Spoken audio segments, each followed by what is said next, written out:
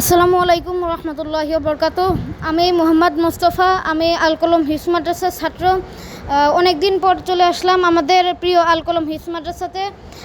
আমার পিছনে দেখতে পাচ্ছেন যে আল কলম হিফজ মাদ্রাসার সুন্দর করে আঁকা, প্লাস এখানে আরবি ক্যালিওগ্রাফি করে অঙ্কন করা। এই জিনিসটা আমার কাছে, আমাদের সবার কাছে অনেক ভালো লাগে এবং আমাদের আল কলম হিফজ মাদ্রাসার সৌন্দর্য বাড়ায়।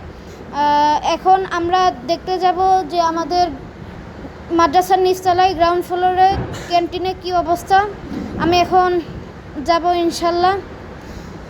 আমাদের এখানে যার যার জুতা স্যান্ডেল এখান থেকে উঠিয়ে নিয়ে আমাদের জুতা স্যান্ডেল রাখার নির্দিষ্ট বক্স আছে, আমি এখন সেখানে রাখব।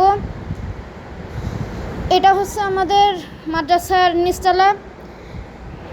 আমাদের এই নিচতলাতেও অনেক সুন্দর আরবি ক্যালিওগ্রাফি করা আছে।